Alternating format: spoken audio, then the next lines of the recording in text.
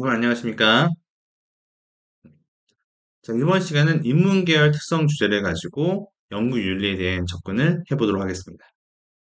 우선 인문계열이라고 할 때, 어, 앞서 저희가 잠깐 말씀했던 바와 같이 인간 연구에 대한 부분들이 어, 이 연구 윤리에서 굉장히 중요한 부분이 될 수 있습니다. 특히 인문사회 계열은 인간 대상 연구에 대해서 특별히 관련이 없을 거라는 생각이 들 수도 있겠지만, 실질적으로 대상 연구에 대해서 최근에는 다양한 연구가 이루어지고 있기 때문에 인문사회 계열의 연구를 하신 분들에게도 인간 대상 연구에 대한 개념을 좀 더 깊이 있게 이해하실 필요가 있고요.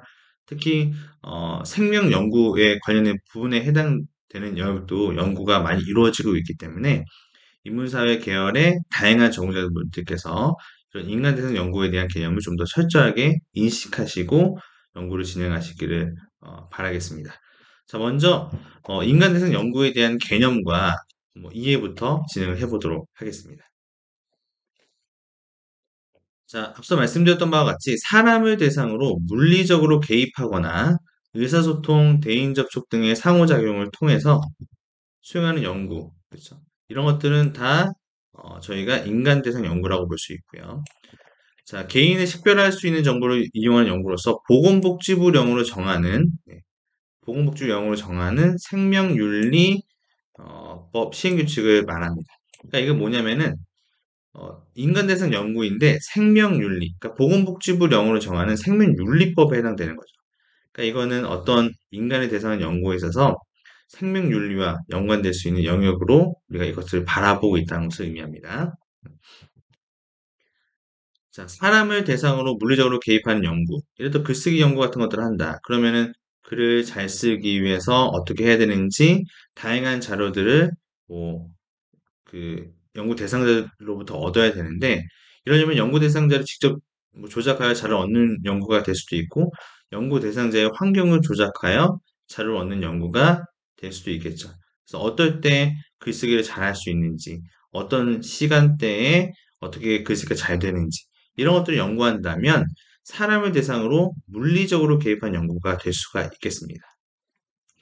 두 번째로는 사람을 대상으로 의사소통, 대인 접촉 등의 상호작용을 통하여 수행하는 연구도 여기에 인간 대상 연구에 해당될 수 있습니다. 예를 들어서 연구 대상자의 행동을 관찰하는 것이라든지, 그 다음에 연구 대상자의 대면 설문 조사 등을 통해서 자료를 얻는 연구들은 대인 접촉과 의사소통에 관련 과정에서 인간 대상 연구에 해당되는 거죠. 재테크 관련돼서 어떻게 하시는지에 대한 의견을 청취하기 위해서 설문조사를 한다. 그러면은 이거는 네, 사람을 대상으로 하는 인간 대상 연구에 해당될 수 있습니다. 또한 예를 들어 일정한 어떤 환경에서 아이들이 어떻게 행동하는지 또는 어른들은 어떻게 행동하는지 남성은 어떻게 행동하는지 여성은 어떻게 행동하는지에 대한 것들을 관찰하는 행동 관찰에 대한 연구 또한 네, 이런 데이터를 얻는 것은 이것 또한 인간 대상 연구에 해당될 수 있겠죠. 그 다음에 개인을 식별할 수 있는 정보를 이용하는 연구, 또 인간 대상 연구에 해당됩니다. 그래서 연구 대상자를 직접적으로 식별할 수 있는 정보를 이용하는 연구 대상자를 간접적으로 식별할 수 있는 정보를 이용하는 연구. 그래서 인간의 행동을 연구하는 경우 인간 대상 연구인데 여기에서 예를 들어 직접적으로 뭐라고 해야 될까요? 이 사람의 개인의 정보를 이용해서 40대 땡땡씨 이렇게 되면 이제 인간 대상 연구가 될 수 있다는 거죠. 네. 그래서 직간접적으로 연구 대상자를 식별할 수 있는 정보를 이용하는 연구가 된다면 이거는 인간 대상 연구가 될 수 있습니다. 그래서 대부분 우리가 많이 요즘에 하는 연구들 중에서 인간 대상 연구가 되게 많다는 거죠. 소비자 심리라든지 개인의 어떤 특성이라든지 이런 것들을 연구로 한다면 대부분 인간 대상 연구라고 볼 수 있을 것 같습니다. 그러면 인간 대상 연구에 해당된다면 인간 대상 연구를 할 때 지켜야 될 규범과 규칙 같은 것들이 존재하겠죠. 그런 규칙들을 어기게 된다면 우리 이 연구에 대한 올바른 연구 결과를 만들 수 없기 때문에 그런 의미에서 인간 대상 연구가 되게 중요하다고 볼 수 있습니다. 자, 그래서 그런 것들 때문에 만든 게 이제 IRB라고 하는 것인데요. 그 IRB에 대해서는 뒤에 또 말씀드리도록 하겠습니다. 그래서 좀 자세하게 좀 말씀드리면 연구 대상자를 대상으로 설문조사나 인터뷰를 실시하여 의견을 경청하는 것들 이런 것들도 연관돼서 연구가 되겠고요. 교육, 운동, 그다음에 뭐 직업의 작업 등의 중재를 하여 변화나 효과를 알아본 연구라든지 말과 태도, 행동 등을 관찰하여 상황이나 이유를 파악하는 연구라든지 둘러싼 자연적인 환경이나 사회적 환경을 조작하는 것들, 그다음에 성명, 휴대전화, 이메일 주소 등의 연구 대상자를 직접 식별할 수 있는 정보, 그다음에 성별, 연령, 혼인 여부, 경력, 소속 부서와 성별, 연령, 학년, 출신 지역과 같이 이런 것들을 간접적으로 식별할 수 있는 경우 정보를 모두 우리가 인간대상 연구라고 볼 수 있습니다. 네. 그래서 자 이런 식으로 하면 뭐 거의 대부분의 인문사회 계열의 연구가 인간대상 연구에 해당되는 것이라고도 말씀드릴 수 있겠죠.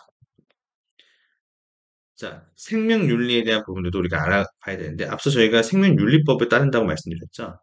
생명윤리라고 하는 것은 생명과 관련된 행위에서 마땅히 지켜야 될 원칙과 도리를 의미한다라고 되어 있습니다. 좀 더 자세히 한번 확대해서 보도록 하겠습니다.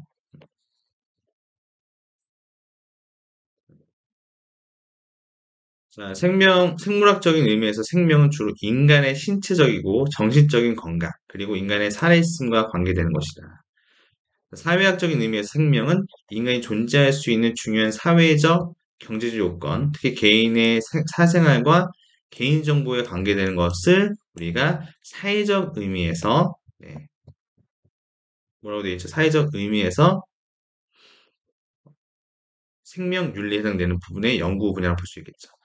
이러한 인문사회 연구를 포함하는 인간대상 연구는 인간이 직접 중재하거나 상호작용을 대상으로 하거나 개인의 직간접적으로 식별할 수 있는 정보를 포함해서 인간의 개인정보를 수집, 이용하여 수행이 되기 때문에 자, 고객에게 불편함을 줄 수 있다. 불편함과 부담을 줄 수 있다는 점. 그 다음에 자칫 연구 대상이 어떻게 되죠? 네. 자칫 연구 대상의 신체적, 정신적 건강이나 사회적 경제 측면에 대한 피해를 입힐 수 있다. 그렇기 때문에 우리는 인간 대상의 연구를 수행하는 연구자는 연구 대상자의 인간으로서의 존엄과 가치가 침해되지 않도록 해야 되고, 자, 연구 대상자의 자율성을 존중해야 하며 연구 대상자를 위협으로부터 보호할 수 있어야 된다. 그렇기 때문에 우리는 이것을 생명윤리라고 볼 수 있다. 네. 그래서 따라서 인문사회 연구자가 수행하는 인간대상 연구에 있어서도 인간대상 연구 윤리로서의 생명윤리가 준수되어야 한다라고 하는 것. 그래서 우리가 이게 생명윤리법에 해당되는 것이다. 자, 어떤 이유인지 이제 아셨죠?